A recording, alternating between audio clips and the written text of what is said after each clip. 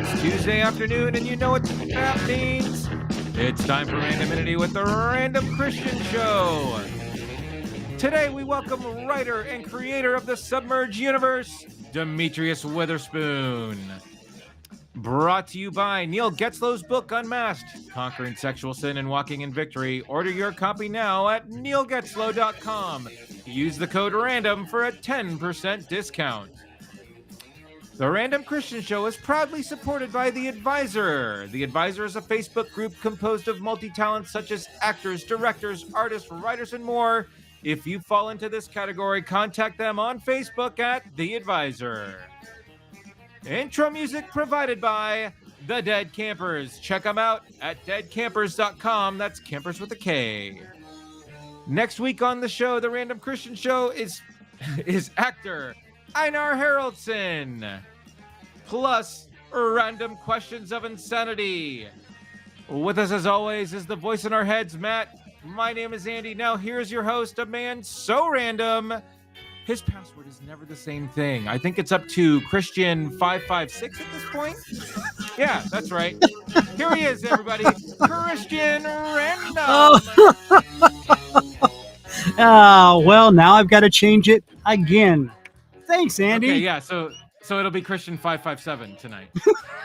And 0.53. 5. Eight. Yeah. 3.14. 1 billion. There's, yeah. All right, no, we won't go there. How you doing, buddy? Yeah, right. I am doing good, man. How are you? All right, I felt a little fancy today, so we're trying something different here. We're doing a little, and plus we have Demetrius, which I feel very proud to be a part of having him on the show. So very excited That's for that, true. and I thought I'd get a little extra fancy for the show, man. I like it. It's yeah. Sorry, I had to adjust the bouncy chair. I will try to follow suit next time. Oh, Sorry. Where is it? I wasn't ready for it. That's okay. Oh, and you can't hear it over the music anyway. So there we go. Yeah, that's okay. All right. All right. So another beautiful week has passed by. My leg is slowly but surely getting better. Good. Of course. Well, you're in the studio today. Like you're actually in the studio, huh? Yeah. That was an adventure. Not gonna lie. Right. Oh, really? Yeah. Yeah. It was very interesting. Plus, I forgot, the stool's up high, so I had to kind of figure out how to wrangle myself in and spin around. And anyway, so I'm here. Right. I Well, that's good. Well, I can't move, and you're getting, slowly back to normal, which isn't terrible. yeah, we'll just call it somewhat back to normal. Right. Yeah. Normal-ish. Very, very small. But no, it's it's interesting to see what how it's really weird because it's like I feel it healing in different zones, Right. and every day it's a little different. So I don't know. It's a weird process, and when you have to sit and do nothing and you just notice these things and tend to dwell on them, and that's why I've been really trying not to. But anyway, it's been a good time. Hey, now don't forget, next week we will not be on our regular Tuesday show. We will be on a Thursday show, same time, 4 Central, but it will be Thursday the 14th. Thursday the 14th. Have I mentioned I haven't weaned off the pain pills yet either? Right. So that's also a fun one. People resent trying to text me and talk to me because I get a little, you think I'm long-winded here? Oh boy. Yeah, we can go for days. You have been on a text rampage during your downtime. There's no better way to explain it. It has been a rampage. There really isn't, but just trying to express and clear my thoughts and making sure everyone understands where I'm coming from. Which leads to a lot of that. Oh yeah. Yeah. And you're very successful at ignoring pretty much me all the time. So Well, I'm no, proud I of mean, you there because you're are working, there are you're doing your I job, and but I need to when I need to pop in, I pop in. yes, yes, you do, and Yeah. you, which surprises me because I'm like, oh, Andy's working, he's not going to see this. We'll hear from, oh, there's Andy. Hey, yeah, Yeah, yeah, you get uh, the coined 2-word response from me saying, "Yep, sounds good," or 3 words, I guess that's what that yeah. is. Yeah. I'm just waiting for the infamous whatever, eh, Right. which which I'm pretty Well, sure will become a staple soon enough. if I could tell you how many times I've typed in whatever and erased it. It's yeah, just we're just gonna start getting the big W and be like, yeah, Right. Yeah. whatevs. Yeah. Hey, so how excited are you for today with our guest Demetrius? Because you're a big comic guy and Yeah. superheroes and whatnot. This is, I mean, to get in on the beginning of this guy who has developed this whole universe. I mean, the guy's even got his own action figures for God's sakes. Yeah.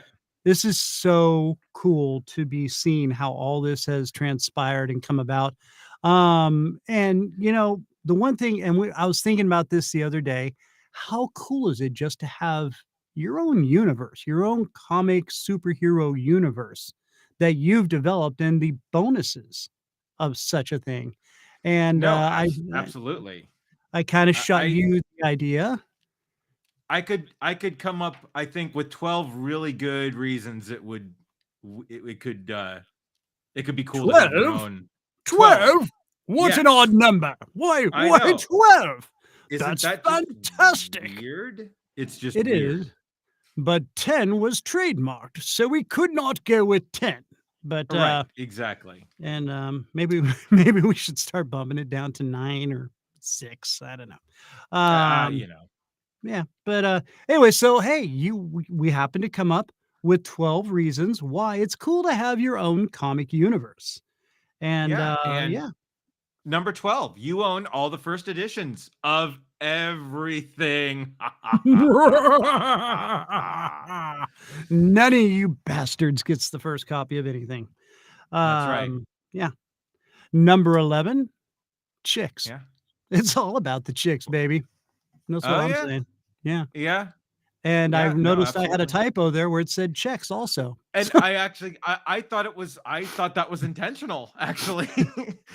I was like, And, "Hey, that was an uncharacteristically smart joke you made." And so I was just like, "Wow, that was good. That should have been higher." yeah, that's more the subconscious side coming through.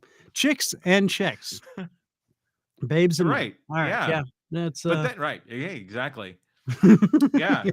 Um Number 10, the therapeutic practice of making people that annoy you or were bad to you oddly resemble minute victims in your comics that meet horrible tragic ends from a supervillain. This would be my number 1 for sure.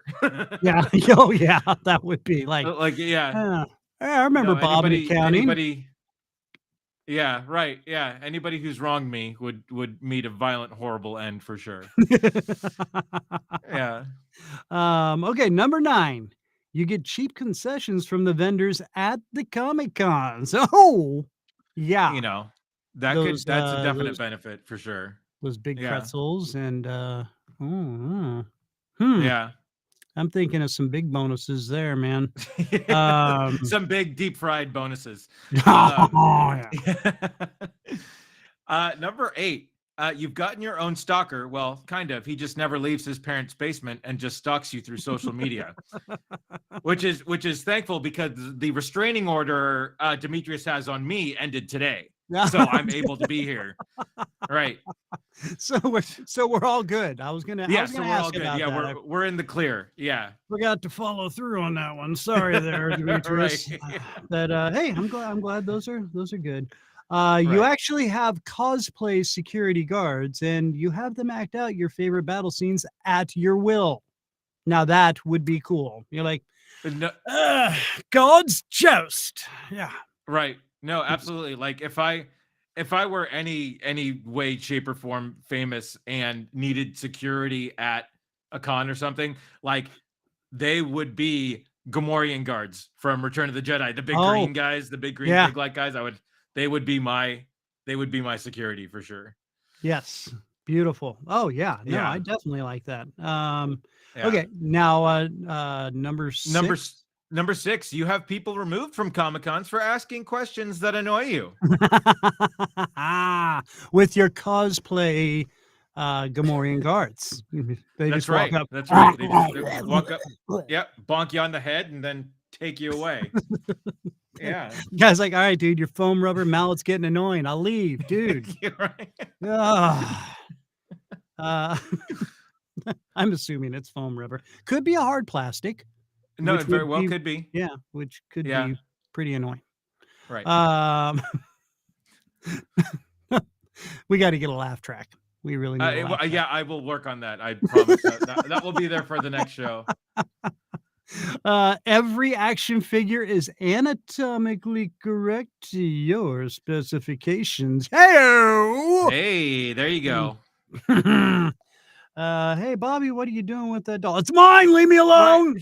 Right. No, sir. I didn't catch you playing with your dolls again. Can you imagine the note from the teacher? All right, Mrs. Smith, we got a problem with your son bringing his action figures into the classroom and sharing them for show and tell. We had to immediately go into sex ed right afterwards. So yeah, it was a little awkward. I'm not gonna lie. Okay. Number 4. Number 4, you could conceivably look across the room at a fellow producer and say, you know what? Scarlett Johansson would be perfect for that part. Yes. I mean, just think about that. Just think about being able to have that conversation saying, yeah, this is a Scarlett Johansson type of part. Yep. And she'd be available. Yeah. Probably. Yeah. Because she's that way. Right. We really need the laugh track. Number 3, 4 words. Your Stan Lee cameo. What up? Boom. Yeah. Every movie you got, you get to meet Mr. Cameo. What's up? That would be totally cool. And and you get to come on and do whatever you want in your movie because you wrote it. Exactly. Yeah. Yeah. I'm down. There you go. All right. Number 2. It's your story. You decide who lives and who dies, who ends up with who, and you aren't at the mercy of any corporate blowhards. That's right, Kathleen Kennedy. I'm looking at you, CEO of Lucasfilm. It's your fault. We got that crappy sequel trilogy of Star Wars, and I'm just Andy. Okay, Andy. All right. Andy, a little breather here, bro. Little breathe. I know these things are. Woosah. I know they get into you. Yeah, just calm Woosah. words. Calm blue ocean. Woosah. There you go. Okay. There you go. Okay. In with the good air. Okay. In with the good air. Hold on. Mandalorian. There you go. Mandalorian. Okay, I'm better. Use the force, buddy. Use the force. All right. And I'm okay. Now, you sure? You sure? Yeah, I'm fine. I'll be okay. I promise. Are we at this point now? We are. Number 1. There it is. Sorry. I swear, dude, I'm pressing the button and it just doesn't work sometimes. All right. So now we're down to this. Number 1. The only one at the Comic-Con that has his own porta potty behind his booth and across from the snack vendor. What's up? Yeah. That's what I'm talking about. There you go. Perfect. Boom. That means you've arrived. I'm just saying, because I've been to a couple Comic-Cons and it's like, dude, it's where? All the way back over. All right. Yeah. So there we go. And boom. And, perfect. And then applause sign. Matt just chimed in. He's like, we need an applause sign. Yeah. There you go. Well, speaking of all this own universe and ruling the galaxy with it, how about we bring in old Demetrius? Ladies and gentlemen, kids, everybody, the ruler of the Submerge Universe, Mr. Demetrius Witherspoon. Hey, welcome to the show, Hello, Demetrius. How are you, buddy? Uh-oh. Oh, we lost his We audio. lost his audio. Can't hear you, buddy. Oh, How everything did we was blow going it? so well. How did we blow it I don't between know. pre-show and now? We'll do it live. Yeah, there you We'll go. do it live. Do Nope. it live. I'll No. write it and we'll do it live. We may. Hey, there it is. Hey, hey-o. He's back. There, He's there. Demetrius Witherspoon. Now let's do it again. Yay! Hey! Ah, what up, buddy? Oh man. It's I've been waiting for this show. I dreamed about it. Dude, man, we've been excited about this. I've been pumping it up everywhere, and I know me and you have been chatting every now and then. Dude, this is awesome. You still have a busy day after this. So today, tell us what happened here today. So today I dropped. We had the world premiere of the Submerge Craig Conquest short animated film. This is our Right. very first animated film, and it was done by Tobias said John, and it came on as a fan. And just one day, looked on Facebook and I see my characters animated. So I was like, "Wow, that's so cool! Let me get behind that." And that's what we did, and it's really been a nice collaboration working with other artists. That's cool. So really, he kind of found you in a way and said, "Hey, look what I can do here." And Right. Well, actually, I was doing a panel about how to make sci-fi films with no budget in comics, and it came by the booth afterwards because it came to the panel, and said, right. I kind of like art. And I was like, okay, well, draw one of my characters, and she did that, and it looked amazing. And Yeah. so I said, well, let's do some trading cards of my characters, and we'll Okay. have you at the booth at the next PopCon signing autographs, as we are there with the attendees. So did that, and then right after that, that's when I seen the animated characters, and we tweaked the script together. And the key thing about this is he never did animation before. This is Really? the first time, and Oh wow! did it. The computer couldn't even keep up with all the processing. So he would send it to me in little pieces. I would edit it together. I got the cast together from my movie.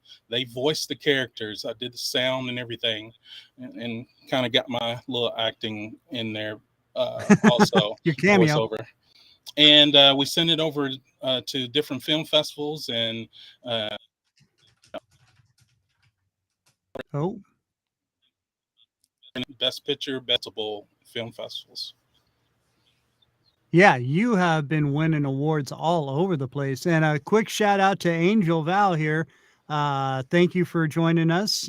She is also an author, and will be coming up on the show here shortly. But thank you for joining us. So now let's get into the beginning. Let's tell me how you started, because it's very, very cool how you started up. And I grazed through it, and I was just like, wow. This is just amazing how you put all this together. So tell everybody here how you started your old Submerge Universe. Well, in the beginning, no. It was you and your family. Yeah. You used your family as actors.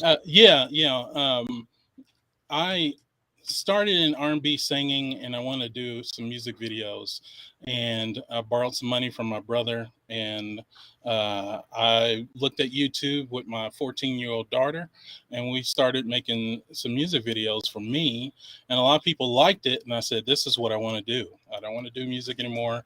I want to direct and make films. So we started with Submerge, just a little idea. I just had this image of this lady running down an alleyway with people chasing her that looked like Men in Black, and Right. so that first film that we did, Submerge Chronicles of Nairi, we had about 8 people. My daughter doing the boom mic, and my wife cooked food for everybody. You know, we had everybody doing something. Yeah. And if actors, you know, there was a couple of people that were taking this as full-time acting, but others was like, wow, you look good. Won't you be in my film? You know, you're a model. Okay, cool. Come on aboard. Right. So we had to start somewhere, and that was about 8 people. By the time we got to the 3rd film in the series, because I continued it, then we had like 30 people on set and cranes, and we had you already heard of WWE former wrestler Bishop Stevens came on board to be in our film, to be Lord Raz. Yeah. And so that was awesome. Yeah. So and then we went on to the 4th one, and now we have the 5th film, live action, coming out this summer, Submerge Blue Star. Nice.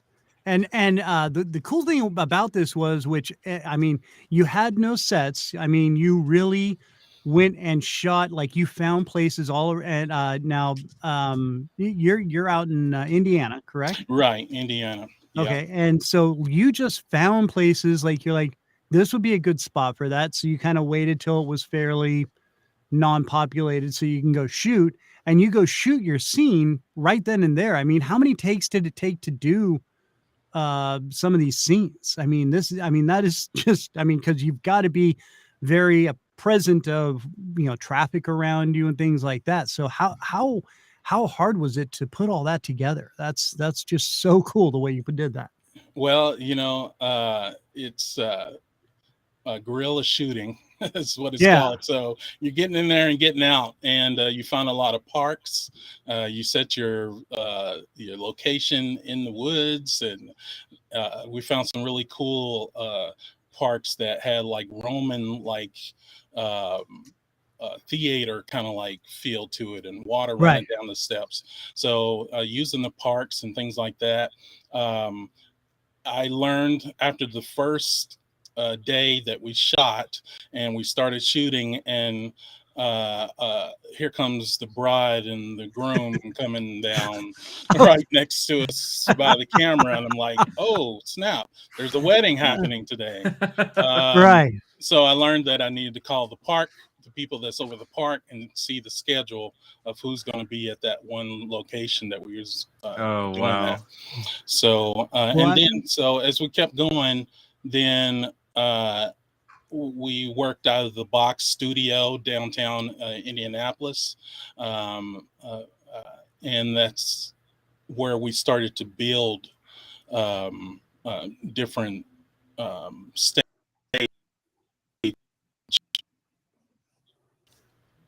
atmosphere and things. Go 50. Some of that was, we built that home of light inside that studio. It was made out of a satellite dish as the roof, and we built the walls around so we could take out different walls to get the camera in. Yeah. Hey, your signal kind of cut out there for a second. Go back just a little bit and kind of talk about, but right before your studio, because it just totally chopped you off there for a second. I'm sorry. Yeah, we worked, you know, we had to call and make sure everybody, you know, schedules was correct. Right. I was going to say that had to be a real logistics nightmare. And he keeps freezing up. Yeah. Do you want to dump me and see if that helps? Yeah, maybe. Let's try that. Hey, hang on a second there, Demetrius. All right, there sorry. we go. No, you're all right, dude. You're on a Wi-Fi, I'm assuming. Okay. Yeah, sorry. Can you hear me now? Yeah, that's all right. Yeah, it just happens sometimes. So had to Okay. pull Andy out to try and help the cause here, I think. Yeah, it's raining But and there we it's go. been a crazy day. Yeah. So just trying to do all that and keep schedules Yeah, right. doing your suit sheds. Yeah. Okay. So and just curious because you brought up the fact that I was gonna bring up a little bit. You had a wedding. I mean, did that literally happen? Wedding walked into your shoot that you had going on, or I mean, you get guys that are like out there playing frisbee golf or something, like, oh dude, just playing through mine. Exactly. I am so sorry. Sorry. All right. Yeah, a Uh, little. It's all right. okay.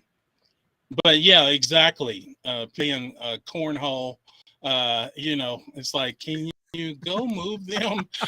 They're in our shot, So yeah, we ran into Oh, that a lot, especially when using parks. So yeah. eventually we Or were some able guy just to. popping out of the backwoods. Nah, what you got going on over here, boy? That It's too. cool. That too. Oh my So we have to gosh. put I can't guards even up and say, imagine. hey, we're trying to film here. Yeah. We're trying to We'll make be out of your history hair in here. Come about 20 minutes, bro. on. Right. Oh God. Yeah. All right. So yeah, so you get the first few films you said under your belt. Now and you just started immediately popping these into film festivals, or where did it go from there? Yeah, immediately. Our very first one went into a film festival down in Bloomington, Indiana, and then someone from there, the guy that Chuck Boudreau, who's over Gen Con Film Festival, Mhm. which Gen Con is a gaming convention that has over 70,000 people come through. Oh, Um, seen it and said, "Hey, yeah, bring it to Gen Con." So I submitted it there, and for the next uh, 5 or 6 years, we were there every year to the point where we had our own panels with our cast, whoa, and we would show all nice. the films. Dude, all right. And but now see, you've made it into international film fests, correct? Yeah, we with Film Freeway, we're able to put our films all over the world, and not only through that, putting in film festivals. Um, uh, 3 of my films got small distribution in Japan, and Oh, just networking with different ones, and that's how we got distribution there. wow. Now you just got to get over to China and start taking over like the main theaters. Yeah, you can't think as filmmakers, we can't just think, well, we're just here in America and I'm putting out my film. You have to think international, and it's Yeah, so easy to absolutely. do with the internet. So, worldwide. So, over in India, uh, we've won a bunch of awards also. Wow.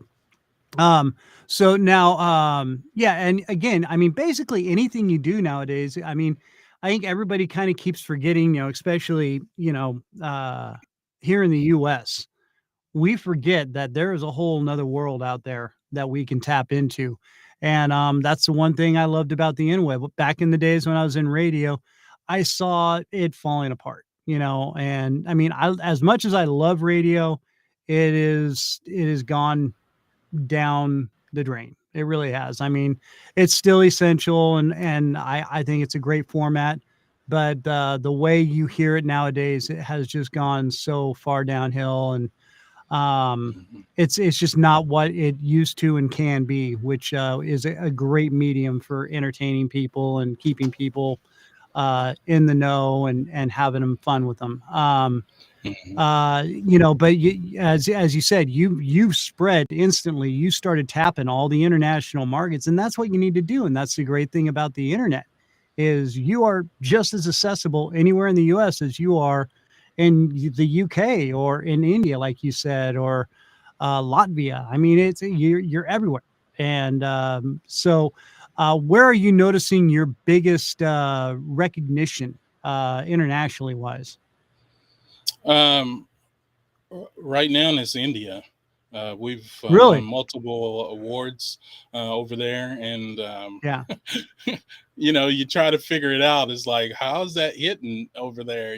So you start kind of pushing your marketing that way. So wherever you can get eyeballs on your creation, that's where you want to go. Yeah.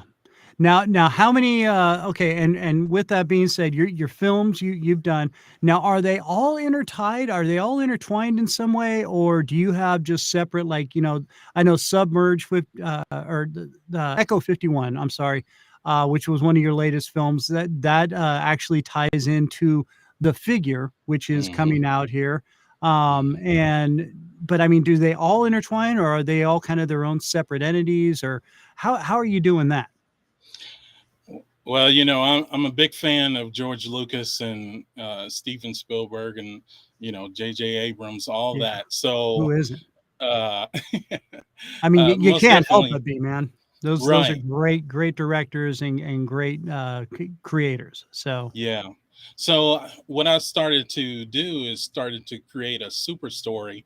Then that way, uh, when I did that, I could intertwine the characters and also create a transmedia.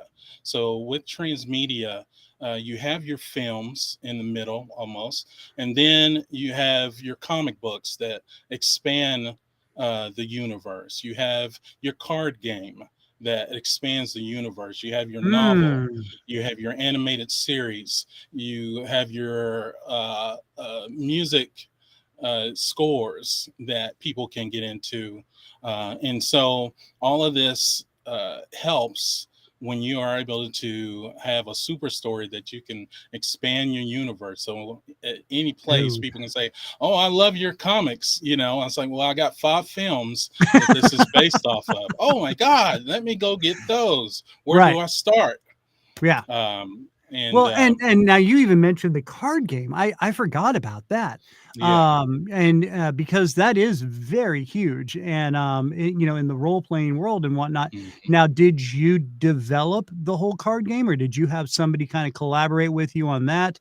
How did something like that come about? Because that's a very in depth uh, step into that.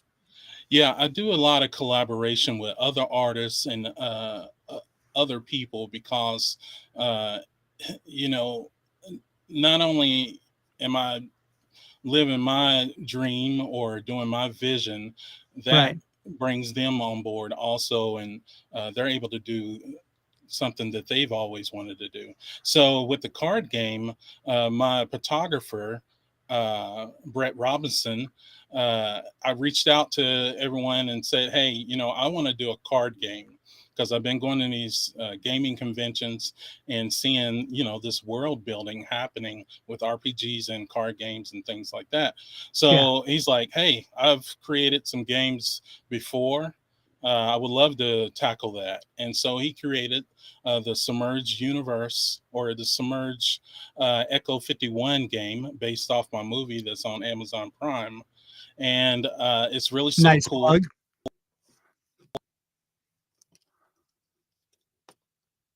Oh no. Ah, you locked up again, buddy.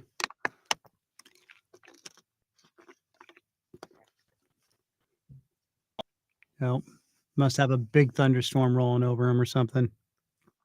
Yeah. Yeah. The Amazon. Once you hit Amazon Prime, it totally locked you up. That may be a foreboding sign. I'm not sure, but Yeah, this is going on here also. Um, oh yeah, I and there's gotcha. another long story. But so so Brett Robinson came on board, and it has some of the mechanics of Magic, the card game, but it's Okay. the Craig Empire against the rebels of Echo, and they're trying to stop them from getting through the forests, the mountains, and the city of Echo. So that expands the universe also, because we have new characters that are only in the game.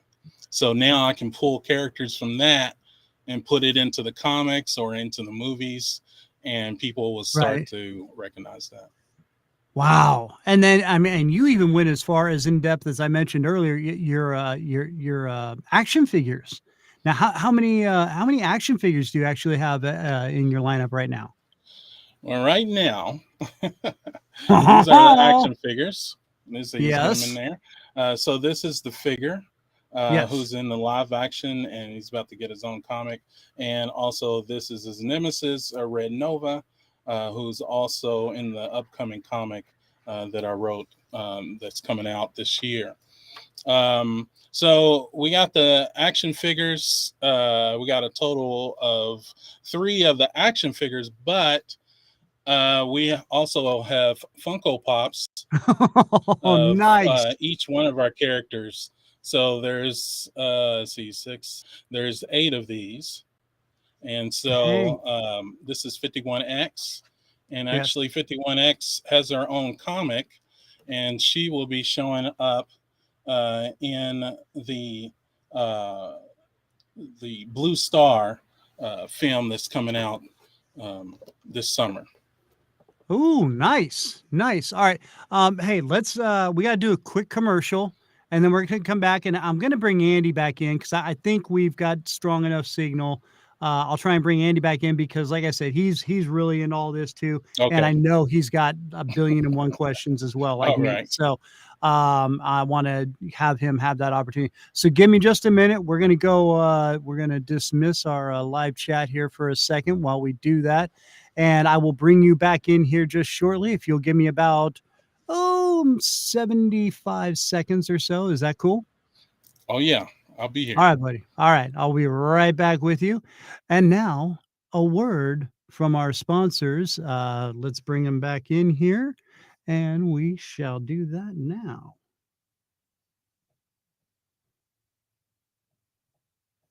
The Random Christian Show is proudly sponsored by Neil Getzlow's new book, Unmasked. Hey, it's Christian, and we're all struggling with something in our lives. I mean, men and women both. Maybe it's an addiction or loneliness or bitterness, something that just keeps us on edge. Well, for Neil Getzlow, he had an addiction to porn that started when he was just 9 years old. And then it built up and it turned into a sex addiction as an adult. But thanks to the power of prayer and forgiveness from both God and his wife, Neil was able to walk away from those struggles and completely turn his life around. Now, it may be you or somebody you know, but if Neil can do it, I promise you, you can do it too. There is hope and there is a way out. God's going to give you the path, but are you going to take it? I want you to check out Neil's new book, Unmasked, and learn all about this. If you use the code RANDOM for free shipping, you're going to save a bunch of money and you're going to really help yourself or somebody out. All right. Go to therandomchristianshow.com. There's a link there, or go to neilgetzlow.com, NeilGetzlow.com, and check it out. Don't forget to put in the code RANDOM for free shipping. And we're back. Yeah, that's right. We're back. And let's bring Andy back in here with us because I know he's just chomping at the bit to get involved. There he is. Andrew, are you Hello. ready? Hello. I am. All right. And I'm trying to get Demetrius back, but my mouse is not cooperating. There he is. All right. And we're all back. We're all alive. Heyo. It's fantastic Heyo. time to be alive right here on the Random Christian Show. Welcome.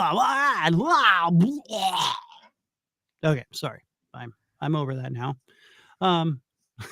Demetrius is like, I'm not sure what I got myself into, but I'm ready to go. Oh, sorry. Okay. No, Oh, all right. How's the storm doing, by the way?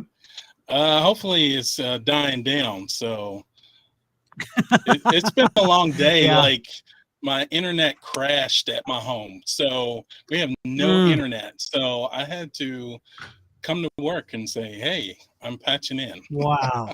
Okay. And now, okay. And a typical day for you, by the way, because I mean, you've got about 9 zillion things going on.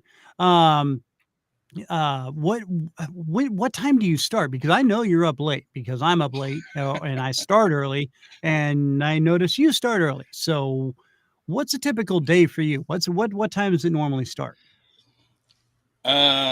I have trouble sleeping, so I can wake up like 3 o'clock in the morning. So it's like I can't go back to sleep. So it's either do some marketing or some writing, um, and start to post, Wow. get things out. So I try to be, uh, uh, keep things moving. And so I started early, but I also have a full time job that I'm doing. It wasn't always like that, but doing the full time job. So after I do that, we got the family, and then working on the Submerge Universe. Yeah. So, and see, so not only am I writing all of this, but I do the editing on the films and the trailers, and I'm doing all the marketing myself. Wow. So how are you not strung out on meth or something? I got coffee. Yeah. I do my coffee thing. Yes. I don't know. It comes from having a passion for sure. Oh yeah. To Right. be able to do these things, and I've always been into art and creating things. So,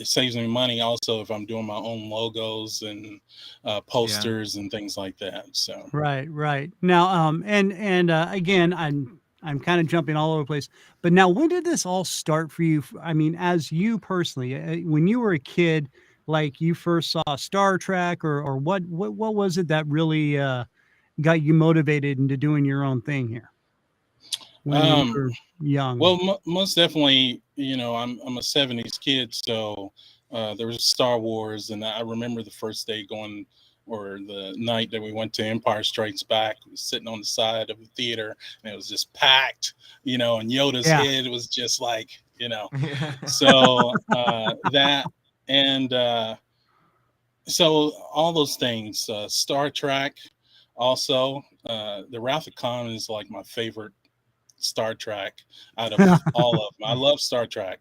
Yeah. J.J. Abrams, all of it. But the Wrath of Khan is like my favorite.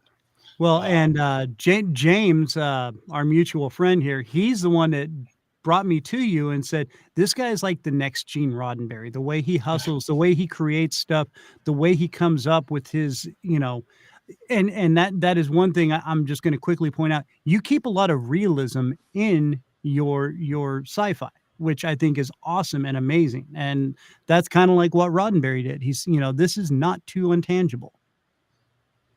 Well, thank you. It's been a process of learning, because I was inspired by those movies and things like that. But and I would write a little bit in high school, but it wasn't until I was in my 30s that I was freed up enough. Well, I lost my job, and it's like, let me try this, and started writing again, and creating this story. And what helped me a lot is going to sci-fi conventions and meeting writers. So I started to learn about world. Lucas didn't just put something up on the screen. He built a world, and so that's what I started to work with. Absolutely. And so that all started as just kind of out of passion, and then you're like, well, I'm out of a job, let's see what I can do. And then it just blew up from there, because like I said, you started with using, your wife, your kid. You tapped into a lot of that. You used a lot of natural resources, which I think it's absolutely amazing the way you handled all that. And I think it's great with what you did with it, because you see the films that you're looking at.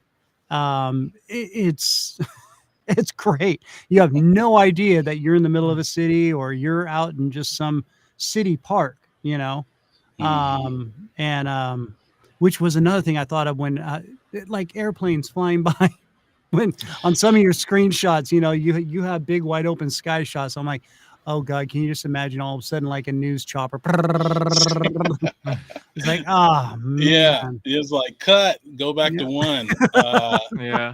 Yeah, it's it has its challenges, but I tell you, I couldn't do it without a good cast and crew, Yeah. and that's something I learned from a photographer, or actually a DP, that told me earlier in my career, is that surround yourself with people that know more than you. And Yes. so Yeah. that's what I've done, has been a collaborative effort. By the time we got to Echo 51, what you've seen, we had two film crews going at the same time. One filming the Wow. scenes with everybody running, and we had a 25-foot crane down there dealing with that. And then I was filming fight scenes and the kids scenes and things like that. And we were a mile apart. No cell phone service, so we had to do radios. Oh wow. And so once I get them going here, my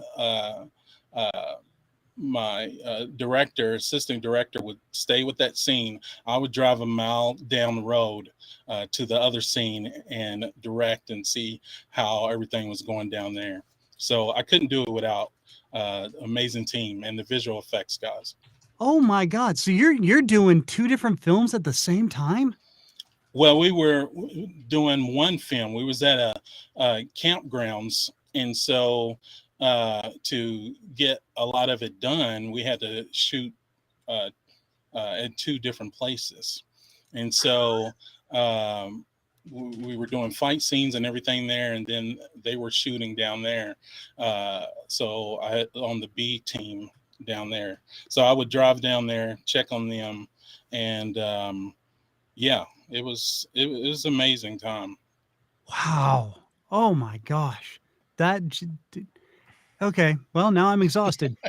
I'm exhausted just even thinking about doing that. My God. And now you're doing all this on top of having a regular job, which, like I said, I raised my hand, guilty. Andy does the same thing. He's actually got this and another podcast that he does. Right. And on the side, I try and do voiceover work. So yeah, I do 10 hours there, easy. Plus going to and from work. That's total 12 hours.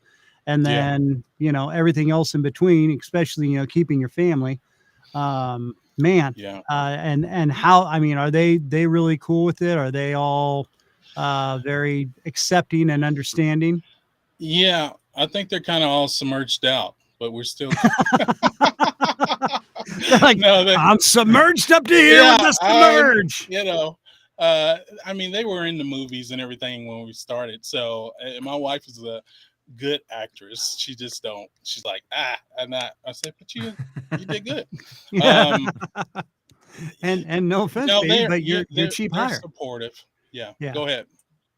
No, I was just saying, hey, and that saves a little bit on the money right there. You know what I'm saying? Well, yeah. Plus, she's a wonderful cook. So anybody comes to our set, they're getting fed very well. Nice. Oh my gosh. Yeah, I didn't even think about that. Wow. But yeah, my family's been very supportive, and I think over the years, seeing it grow and what we've done, the coolest thing I've ever got. I love my family, and the things that I've gotten is from he's proud of me and what I've accomplished. And so wow, that beats the money and everything else that goes with that. Absolutely. Oh yeah. Always, especially for guys, it's always something huge from our fathers to hear that kind of recognition, Mm-hmm. Because I'll tell you, when I left my my job with my family's business, I was in transportation. I grew up in transportation. I was working for a friend of his company, actually, and still same type of business. And I put in my 2 weeks notice and said, I'm going to go do radio. And he literally came down the street from his company and said, what the F are you guys? What are you thinking? You've got to be the stupidest MFer I've ever known in my life. You have a great job. And I'm like, Dad, I got to try it. I'm Right. divorced. I'm a single father. I can make the hours work. I'm going to work part-time for this other company. You're an effing idiot. And he just Mm, walks out, and I was mm, like, wow. All right. wow. Yeah. Words of love. That's what dads are Right. for. Yeah. I'm feeling Yeah. special. And Um, you kind of get that because uh especially if they haven't done anything like that, yeah. using Oh, their yeah. craft and their talent, then they're like, what are you doing? Like, you done lost your mind. Yeah. And I got a little bit of that, but once they started to see how things are going, Yeah. then it kind of came all together. Another thing I want to say, going back to, because I'm working a full-time job now, but for at least 6 years I just had a part-time job. So, and then I was able to build DV Entertainment, my production company. And Right. so by the time I got my full-time job, like, the foundation was built, Nice. Yeah. Yeah. and sometimes I was kind of sitting at home wondering what I'm going to do next, and somebody calls, hey, can you come through and do panels and be at our film festival, and you'll be a special guest? And I'm like, okay, we can do that. So I get my fire going again. So Yeah. That yeah, helps. it's been a lot of work, and that's what I try to tell people in my panels and when I speak to people. It's not a race, it's a marathon, and you got to have a passion for it. You can't be Right. thinking about the money. A lot of people are, I got to get this distributed, I got to get it to Netflix and Disney, and that's cool. For me, I just started out, I just wanted to do this as my passion. And when you do that, you'll find people are watching you and you don't even know it. And I've had people from Marvel and DC look and contact me, and they're like, we love what you're doing. How can we be part of this? And Really? so, sometimes it's not all about trying to go after it, Yeah. um, Hey, Jake just shows up. yeah. Yeah. And okay, now that's very interesting. So what has happened along those lines there? What have you had happen with them? Anything that you can say. Yeah. Yeah. That's true. For right now, with them, it's just talks, and but we do have something right now with another company. I can't say who, and it's not Netflix, but it's another Mm. big company Uh-huh. that we're going to be pitching to very soon. So, um, it's you kind of You have to get play him close to excited the about vest. that, but my thing is, with you or without you, I'm moving. I'm making this happen. Right. Right. And and that's the only way that I know how to get my vision out there and create things. Right. And again, those are also things you really have to, I mean, you got to keep your poker face on. You've really got to learn to play that game quick, because those guys will come in and undermine you if they can. I mean, that's always got to be in the back of your head, right? I mean, that's just a corporate company that's, they're like, well, let's sniff him out and see how, smart he is with this. Either we can get away with something, or we're going to make him part of something and make it big. Right. Yeah. It's as an independent filmmaker, you have an IP, and so it's very important. I learned a long time ago to protect that IP. Yeah, absolutely. And eventually legally start protecting it, because the bigger you get, the more people want to come on board and and help, but you have to protect it, because when you do hand it over to somebody else, or if you go further, you don't want all this entanglement with problems, so Right. um, Absolutely. so yeah. yeah, and the nice thing about those bigger companies, if you do end up partnering, they've got a lot of access, or they give you a lot of access to that. But still, you're going to need your own side to collaborate with them. It's a lot of work that nobody sees, Right. that's behind the scenes. And now you said, and which I truly believe, this is a passion. This is, you see it in your work, you see it in your creations. And I mean, you feel it when you're watching your films. There's definitely the passion for what you're doing in there. And yeah, money is a great bonus about it. I mean, you talk about people that are in podcasting, and you can tell in some podcasts, where it's some guy in his mom's garage where he's trying to make his own podcast and whatnot. And we aspire the same thing. Yeah, we're doing it because we love it. I love the fact that it's like my old radio show. I love bringing people into the realm of the world and letting people discover each other, and in a way, we all put ourselves on the same playing level at that point, because we realize, hey, man, yeah, I deal with that, or we're all along the same lines one way or another. And if we can all work together and help each other out, hey, that brings us even closer together, and it bonds us, and it makes this place that we live in a better place. And that's what I love about doing this. So yeah, this is a passion for me, but again, it's also something, I'm gonna start picking up some things and get some sponsors. Right. I like that. Yeah. I wouldn't mind being able to make a little some on the side, but then again, you put it back into the show or your films, and you up your game even more, and it makes things better for everybody in the long run, which is what it's all about. So right. Yeah, most definitely. And I hopefully I wasn't taken the wrong way. I mean,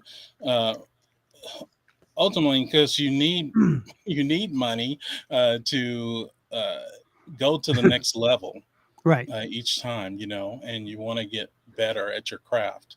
And so I'm continuously learning from everybody, even when I get to talk to people from Marvel or different actors in different the Hollywood scene. I'm like a sponge. I'm trying to learn as much as I can. Ultimately, if I can get part of this film series taken up by a bigger company, I'm game for that. Absolutely. And so now, how many? Okay, is Submerge just one big comic line, or do you have several different comic books going on? How does that come into play? Because I know Andy's gonna probably either say, "Shut up, I know exactly what I'm talking about now."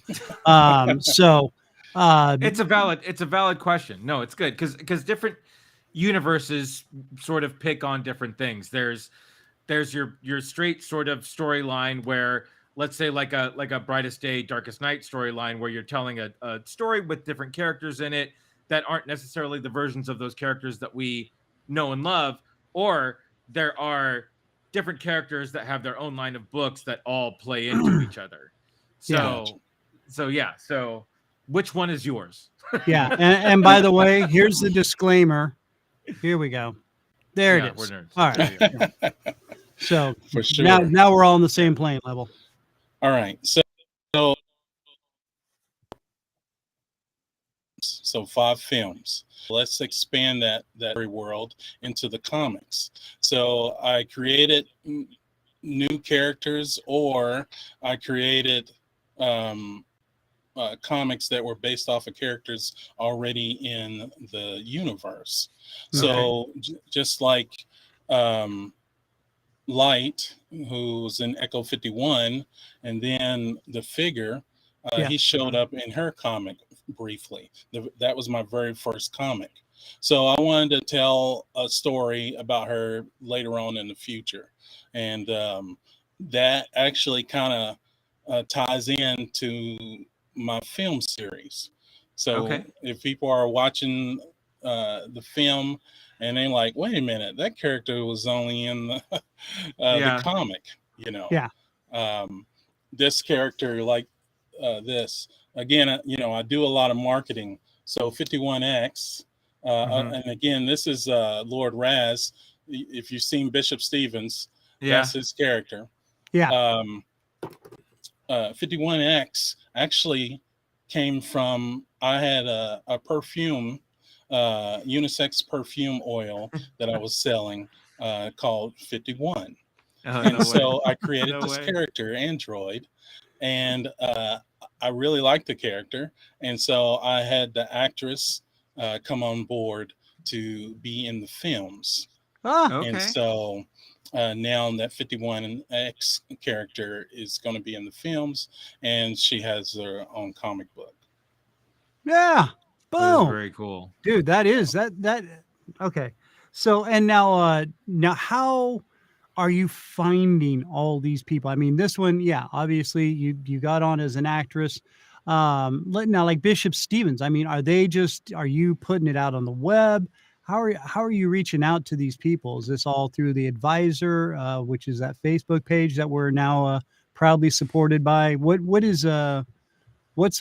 you find all your talent, and cameramen, all this stuff? Okay. So here in Indiana, we have the IFN, which is the Indiana Filmmakers Network. Mm-hmm. And so they have different chapters all over Indiana. And before pandemic, you can meet in those different chapters throughout Indiana. And there were actors there. People have done over 37 feature films. People that's worked on Jurassic Park. We're right here in the Midwest, and all this was happening. So I would find actors through that, or through actors' pages on Facebook. And also here in Indiana, there's Indiana Actors. Yeah. So I would, put out a audition call, a casting call on those different pages. And that's how I found like Katie O'Brien. Katie O'Brien, she was on the Indiana Actors page. She moved out to LA after being in 2 of my films. And she's been on Z Nation, the 5th season, the last season. Right. She's been in Walking Dead. She's been in Black Lightning, the 4th season. She was through that whole thing. And Mandalorian season 2. Oh, wow. I think Matt just blew a brain cell right now. I can't see him on camera, but Matt's a huge Mandalorian fan. Yeah, season 2, she was a deck officer there, and with lines and everything. So it was just cool to see her do her thing. And and then working with Bishop Stevens, he's seen a casting call. He drove 4 hours from St. Louis to be in our films.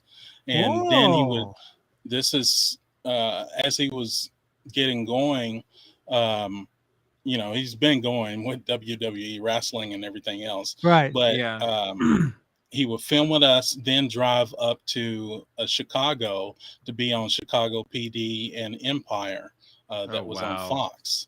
I've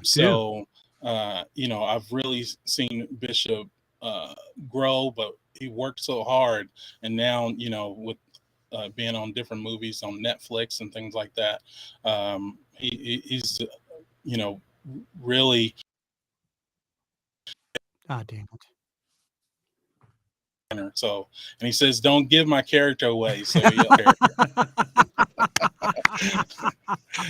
well, and again, now this just goes to prove how much work goes on behind some of these shows. I mean, people think, this actor, he just gets, to drive around or be flown around, yada, yada, yada, and they're pampered. No, guys like Bishop Stephen are hustling their asses off, running around and putting in the effort, man. I mean, you got to think about it. You said he was doing 2 different shows for Fox, your movie, and had just come off another. So he's sitting there, and you don't know what he's got going on in the future. So he's trying to memorize lines for all these things, keep his character for each show or each film in mind, when he's doing them. I mean, I feel bad enough when I'm trying to do a couple different little things here doing voiceover work, for a 60-second spot, and then I'm looking at another one. I'm like, oh, wait, no, it's the wrong voice. And so, Right. yeah, I mean, that is just, it Yeah. is a lot of work, and they're doing it while they're driving. We had another actor on, Travis Dunn, a while back, who was talking about reading lines for a show, driving to it 4 hour, what was it, 6 hours away or something, Right. and Yeah. he's driving across Texas, reading while he's driving to Yeah. do, to go audition and be on this show. Right. And it was just like, wow. Oh yeah, NCIS New Orleans, that's what it was. Yeah. So, I mean, these guys put in a lot of work, and then on top of it, you're out there. We had Carl Gottlieb on, and probably not the greatest show in the world, I'm not gonna lie, but he kept being very adamant about, hey man, you guys think this is all fun and games, which we weren't. And Carl, if you ever listen to this show, we didn't. We never did. We never implied that at all. But we know that there's some fun had. Okay, I mean, but yeah, it is a lot of sweat, blood, and tears going into this thing. But there's also laughs, and there's also fun. So yeah, don't tell me it's just all work and no play. No, because if you don't play, then it is work, and it comes across, and it doesn't succeed. So well, don't I tell mean, me. For example, like when you were shooting your first movie, and did you have that moment where you stopped and like just looked around and said, I'm filming my stuff. Like these are actors playing characters that I wrote, that I came up with, and I'm sitting here, I'm telling them what to do. And like, did you have that moment?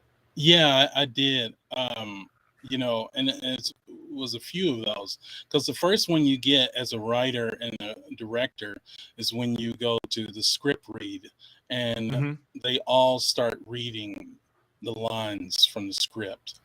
Yeah. And you're like, oh my God, that worked, and they bring something to the table that you didn't think about. Or, that's horrible. My writing is not working. That sounded better on paper. Right. When they say it. So yeah, you have those moments, and coming from doing R&B singing and with bands and things like that, I've taught myself to live in that moment. Right. So sometimes you're so excited and your adrenaline's going, and I was like, okay, let me calm down. Yeah. This is happening. And then it kind of helps you remember things and that feeling. The other thing that helps is I always get photographers and video. Someone doing the behind the scenes. Oh, there you go. Because that is huge later on down the line. To see the fun that you've had on the set, because sometimes you're so in it. Yeah. So all of that comes to play later on, and especially if I had a cast member, one of my lead actresses, pass away in an accident. Oh no! Wow! So all that footage I had more footage than her family ever had in life almost. Yeah. So all that I just give it to them because they want to at least again. So I'm not saying that's why you get that, have somebody do all that, but I'm just saying it kind of helps to realize what was going on at that time because you're so in it and captured those moments. Yeah, well, absolutely. And I'm one of those guys that I love the behind the scenes stuff. I get such a kick out of that when I mean, especially when they're when they're talking about new technology. I even like watching one of my favorite reality shows that has came and went was Face Off, where they did the makeup competitions, the movie makeup competitions. And I just watched 30-minute video of them doing the Borg Queen from this season of Star Trek Picard, right? Annie Worthing Oh, getting her makeup on and doing everything. And so like I mean, I love, don't get me wrong, like I love the product, but I also love diving deep into, you know, something that I watch and seeing this is how we did it, you know, and yeah, we had these problems these days and this is how we sort of worked through it. And then, but to your point saying, well, I wrote this and, you know, she came in and sort of delivered it in a way I never thought I would. And so I ended up sort of tweaking it in this way. That stuff is just sort of fascinating me, like sort of, yeah, you know, you birth this universe and you bring it out there, but then yeah, it is this true collaborative effort of, you know, it's not really finished until all the actors are cast and you have that table read and you're just like, Right. no, man, no, that's not gonna work with what I have here. So I mean, that stuff to me is interesting too. So thank you for for doing all that stuff and realizing that there are people like that totally just love, you know, if you create something that people do really love, they're gonna ingest every possible minute of it, if it's the finished product or if it's the making of. So right. Yeah. that is And just too cool. that's something I always love too. That was my film school. I didn't go to film school for all this. So not only doing it, when I buy a DVD or a Blu-ray, I'm watching the behind the scenes before I even watch the movie, you know. Yeah. And it's like, oh, they did that there, or he didn't even have the script done. You know, I was looking at Live, Die, Repeat with Tom Cruise. Right. Well, the script wasn't really done. They were kind of writing it as they went along. Yeah. And I was like, oh, okay, so you can do that if you really wanted to. We can make this up as we go. Yeah. There, You know, in fact, which got the inspires budget. Do it this. live. Okay. We'll do it live. Yeah. Yeah, we're just doing it live. I'll write it and we'll do it live. Right. And that's how the movie's filmed. So yeah, well, but and sometimes those are the best ones because you get spur of the moment things. You're just like, oh, that's genius, we got to do that now. Because if you try and start writing it and you start writing it out and then all of a sudden you get lost on 10 different tangents and you lose the whole momentum as to where the whole spur of the moment, boom, we're doing it now, let's go, yeah, roll with it, no, I like it, go, yeah, keep that up, no, don't do that, boom. You get that whole thing transpiring and everybody catches into it, you know, which I'm sure you've seen, where all of a sudden the spontaneity of everybody starts catching. They're like, yeah, let's roll with this, you know, and everybody gets in that groove and you're just like, everything clicks and it happens and it's awesome. Right. Now, I know we're running short. We're getting short on time with you because you've got your other big presentation here shortly. I'm good. I'm good. Yeah. You got about what, a half hour, right? Yeah, half hour. Yeah. Yeah. Okay. So, well, we still got a couple other things that we do that, I know jump into some time and I want to make sure we have cushion. But, one thing I was going to ask real quick is, so you've been doing your filming or even with your comic books and stuff. Okay. Has this ever happened where you've like shot like maybe even half the film and all of a sudden you're just like, no, it's not working. I don't like it. We're going to scrap back to here and redo everything again. Or even with one of your comic books, I know you edit them as you go along. Have you been like, nope, we're going back to page 3, starting from there again. I've got a different idea how I want to do this, but we can't make it happen unless we do that. Does that happen or has that happened? And you've just made it work, or has that happened where you're like, nope, we're going back and doing it? Or redoing it, I'm sorry. I mean, as a independent filmmaker, you don't have a lot of money at the first place. So storyboards help. You know, there might be some things. Now, the one thing I would say, like one time we got behind on shooting something and we were losing light because we were down out in the woods. So we had to scrap that scene and redo it the next day. So those kind of things like that. But other than that, no, because with sci-fi, you have to have it storied out because you're doing visual effects. Right. You know, I gotta have blue screen because my characters are green. Right. Oh, I got plates you. that gotta Right. be made. So yeah, it's Yeah. it's a whole lot of going on for sci-fi. So there's a lot of pre-work before you actually even get to the work. Yes, Wow, yes.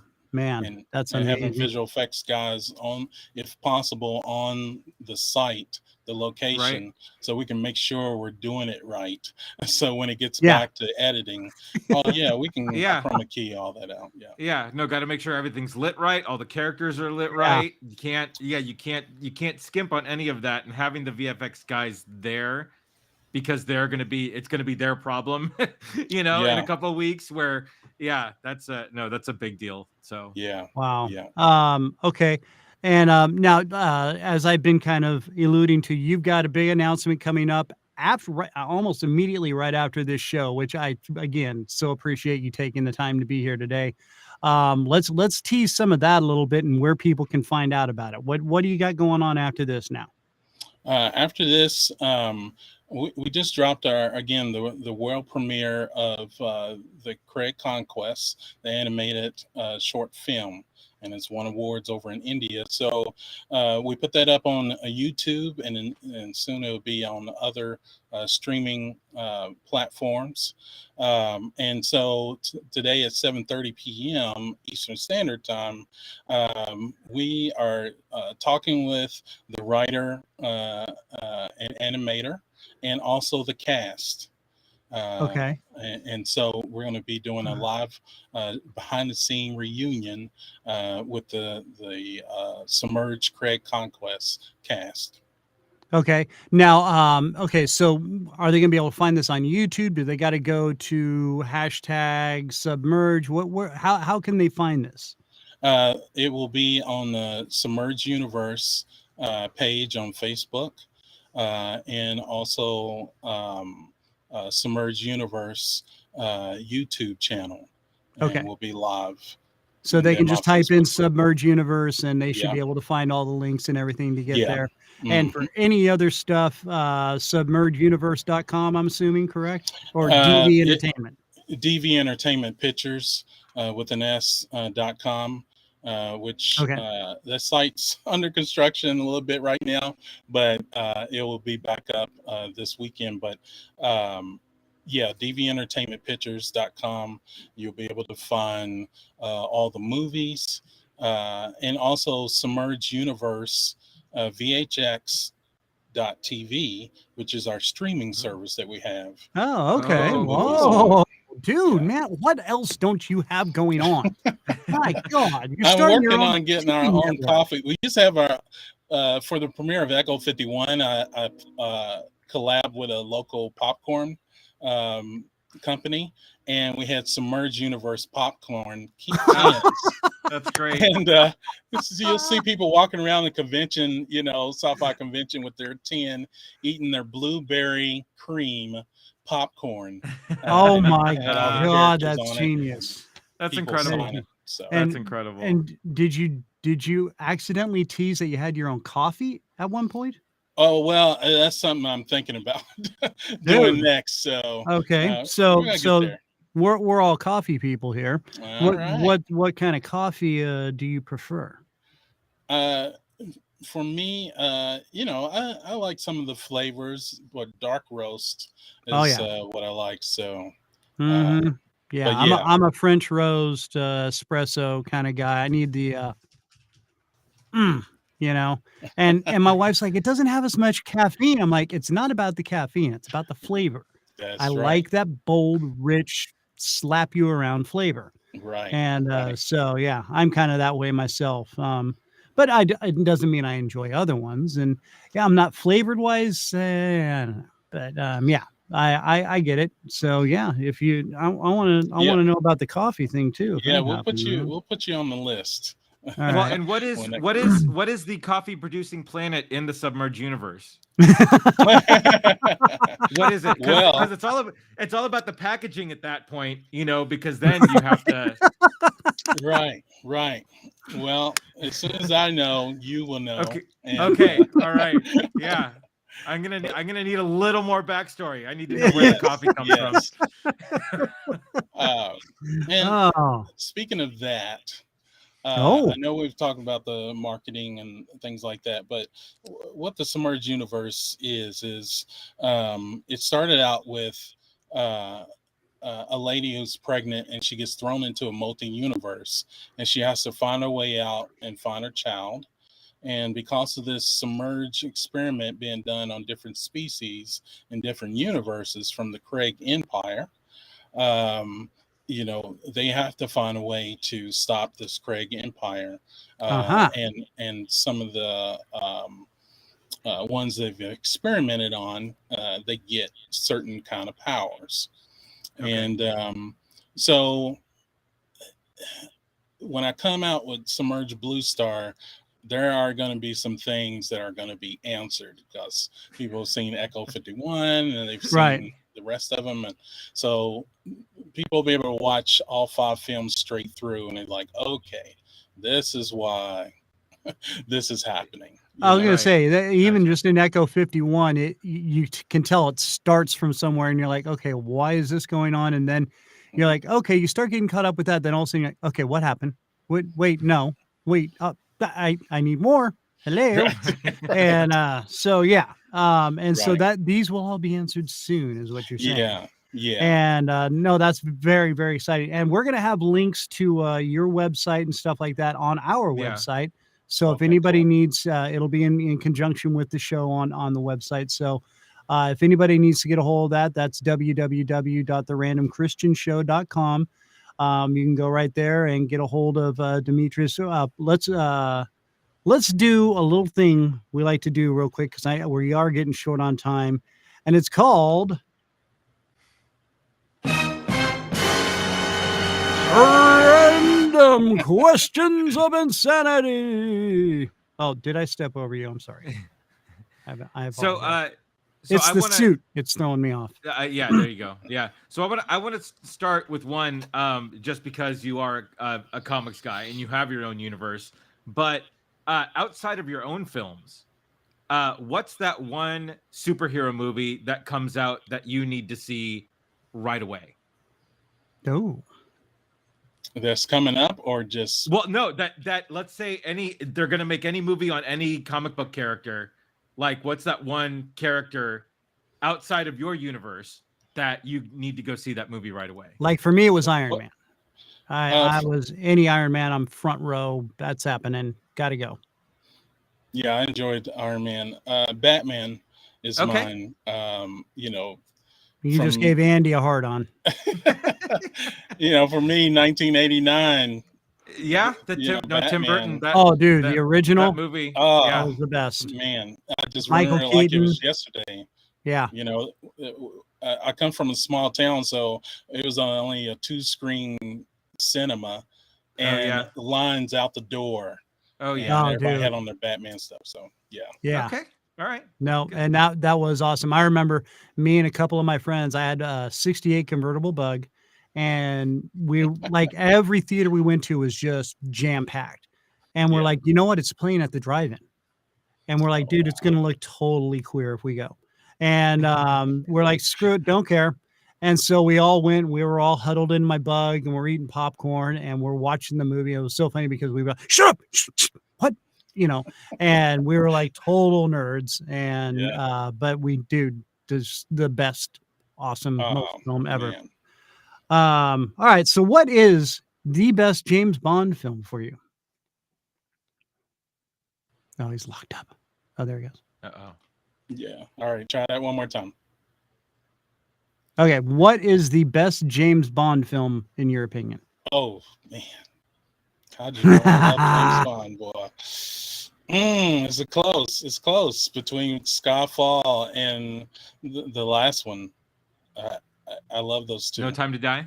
Yeah, No Time to Die. So you're more of a Daniel Craig style Bond. Yeah, and I like Pierce Brosnan, and I like Sean Connery, of course. You Yeah. know, that's classic. You know, Goldfinger and From Russia with Love, and Yeah. so Yeah. I mean, you can't help but like them all, but everybody has their fave. So yeah. I really like the Daniel Craig, and we actually talked with the James Bond historian. The Daniel Craig character is the closest to the actual written James Bond that there is so far. Yeah. Okay. You're at home. We asked everybody this. What is your favorite sandwich from bread to bread that you make for Demetrius? Grilled cheese sandwich with 5 cheeses. Oh, okay. Ooh, What kind of okay. cheese? Huh? What kind of cheeses? Gouda, American, throw some hot pepper cheese on there, and some whatever else. I try to get unique cheeses.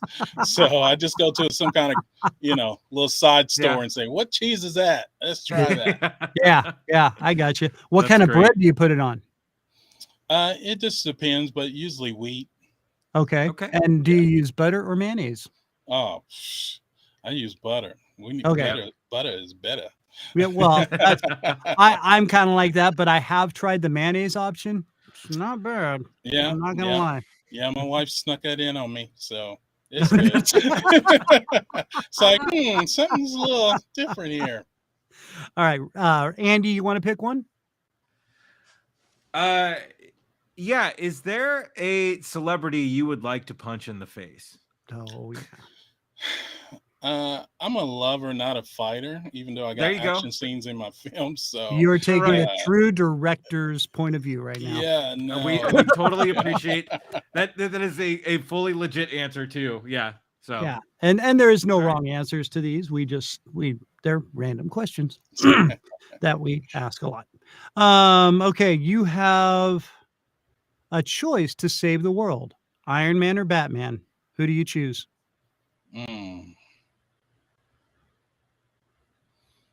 I would actually. I love Batman. Iron Man, because I think he can fly and he can kind of maneuver better around the world. Yeah, if needed to be so. And he goes to space. Come on now, dude. I'm telling you. Okay, Andy.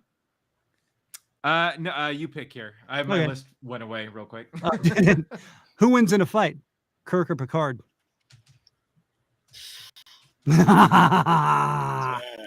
Kirk. Yes. Oh, that dude, we are now aliens forever. Whatever. Yeah. Dude, and he kicks ass. He rips his shirt off to beat people up. Picard does not do that. No. Picard is a thinker and a talker.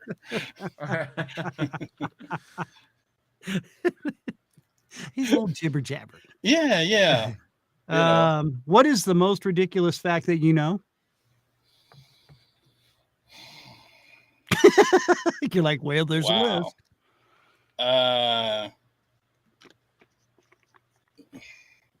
I don't know. You got me. Well, and I'm that's one of them. Something weird, like I don't know. Yeah. It's not so much a fact. Well, the fact that I know that I can take a cherry, the stem and tie it in your mouth and make a knot out of it. I can do that. That's good. Tie it in my mouth. Yeah. Your wife is one happy lady. I can say that. All right, Andy, you want to throw one? If you could trade lives with anybody, who would it be? Dude. Oh. It would be me. I wouldn't there you go. want to trade it with nobody else. I got a great family. Yeah. I love creating. Dude, no. Right. That is the correct answer. Yeah, that is. That's a great answer. Yeah. So well, that kind of negates this last one I was gonna ask. All right, and yeah, we need to get you rolling because you need a little cushion time before your next show. Hey, Demetrius, dude, this was awesome. You are an absolute pleasure. You are genius at what you're doing. And dude, could not be more stoked to have you on the show. And I hope you had a great time. I hope you enjoyed this, and I'd really love it if you'd be able to come back at some time and promote some more of your stuff, man.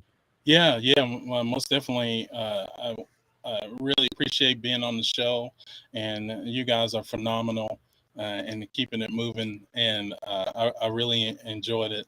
And I just want to say to everyone out there that is creating, keep at it, keep pushing, and you will get to where you need to be. But don't give up, and remember, it is not a race, it's a marathon.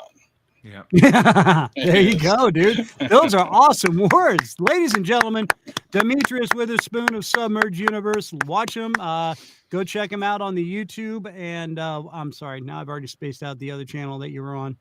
That's our Submerge Universe on Facebook, Instagram. And yeah. Hit all those up. Just type in Submerge Universe. You'll get them from there. And there'll also be links on our website. He's doing a live right in about 15, 20 minutes. He's going to be back on the air talking about his latest drops. So make sure you check it out right after this. All right, kids. Demetrius, thank you, buddy. We'll talk to you soon. All right. You're awesome, thank you, my man. Thank you so much. Dude, oh my God. I could have kept him on here for another hour. I know. It was very cool. That was... I mean, doing all this and balancing full-time work is that's just, it's impressive. Dude, I didn't even know because I knew he was working at one point. I didn't know he was still doing another full-time job on top of all this. And the way he's talking about, he's like jumping between sets a mile down the road. Oh my God, dude. And doing this all on the budget that he's doing it on. Right. That is, that's phenomenal. It's true love for what he's doing and everything. So that's just it's incredible, dude. And wow. Just huge respect for it. And his movies are just fun. They're just great. Like I said, you see the passion in it, so you get it. And like I said, it's like you're coming in, you're like, wait, what happened? What's going on? And then you start getting all into it, and then also you're like, wait, no. No. What do you mean? No, this is not the end. Right. Oh, but that guy just showed up and crap. So it's great. You really you get like when you first saw Star Wars, you get really kind of involved in it real quick, and it's really cool. So that's great. Lots of fun, great writing, and I'm really stoked to see some of the comics that come out of it too. So this is going to be great. Let's see how Matt's doing here real quick, and because I know he gets stressed out behind the scenes there. Matthew, he pulled his hair out. He's losing his mind. He even took his tie. Oh wait, he's got to get his tie back on. Right. We're all trying to be a little more professional here. So and I missed the memo today. That's my fault. That is my fault. Fully express. No, that was my bad. I missed the memo. I didn't want to make Andy feel too bad, so I took my tie off. And it's a short sleeve shirt, so hey, it's still work. It's still if I had a clip on, oh, that would have been even better. But I don't own any clip-ons. So yeah. Like I said, next time. We'll just make sure you got the cigar burning in the other end there. And, I'll put on a. What are you kids doing? Oh, yeah, this is ridiculous. Give me camera 5. What the hell's going on? God, now I wish I sounded like Burgess Meredith there, didn't I? A little bit. Yeah. Why'd I quit smoking? Yeah, right. I know. Picked the wrong week to stop. My health, right? I don't need my health. Oh God, yeah. Angel, that's awesome. The bottom half is pajamas here, so yeah. Oh well, that's Angel. I don't think Chris is wearing pants. Not gonna say anything. I'm pretty sure. I neither confirm or deny either. It is clothing optional off camera. That is one of the rules of our podcast. It is not the Christian show after dark. So we will we're not going that route. But seeing that I did have surgery and have a big scar on my side of my leg, I will say that I'm in much more comfortable clothing from the waist down. So there is clothing. There's a safety factor there. Anyway. Yes. So all right, guys. So next week, who do we got again? Oh yeah, we've got Einar. Yeah, and it's on Thursday show. There he is. The 14th, Chris? Yes, the 14th, right? Yeah. You keep confusing yourself with that. I know. I'm like hooked You're up the one with that 17th keeps for bringing it up. So yeah, we've got Einar Haraldson next week on Thursday, 4 p.m. Central. Einar has been in a lot of movies that you may not have realized he was in, but he was in. A lot of country films or country style films and whatnot. And for a guy from Iceland, you'd be very surprised that he pulls off his southern accent as well as he does. It's very, very cool. I was very surprised when I saw some of his scenes. So yeah, going to be a great time. Going to be a lot of fun. And as usual, we want to say thank you so much to Neil Getzlow for sponsoring the show. Also being supported by our new friends, The Advisor, as seen on Facebook. Make sure you check them out if you are a creative or creator. Our friends, The Dead Campers, just dropped Summertime, their remake of Summertime out there on Spotify. So make sure you check that out. As for the rest of us, I think, let's see, we've got Andy, you're dropping a new episode Friday, correct? On Friday, that is correct. Yes, on Lemon Regrets. Yeah. What are you doing? Oh, no. So we're going to talk about our new favorite sort of passion right now. Our video game is Tiny Tina's Wonderlands that just came out, which is a fun extension of the Borderlands universe. And then we are also going to do our review of the fine film that just released on Paramount Plus, Jackass Forever. That sounds like a good time. I'm available if okay. All right. Except for the video game, I'm not really available for that. But Jackass Forever, I could be all into that. So kind of because I lived most of it in my life. Matthew, how's Maddie's photos going? Going great. Hassling the cats, taking plenty of pictures. Actually, Maddie's photos isn't posting much, but Matt is. So. All right. Because that's all where my cat pictures go. So. Yep, absolutely. All right, guys. Well, great show, great times. I want to thank everybody for joining in. Matthew, thank you so much for keeping us under control. It's Thanos snap time. Andrew, thank you very much for hanging with me and helping out with the show. I truly, truly appreciate you. I want to say again, thank you so much to Demetrius and everybody there at the Submerge Universe. In the meantime, guys, make sure we're taking care of each other, taking care of yourself. We appreciate you all very much. Like, follow, subscribe, spread the word around, review. That's very big also, kids. Until next week with Einar Haraldson, my friends Andy and Matt, we thank you. Be good to each other. Take care of each other. God bless you. Appreciate you. We'll talk to you next week.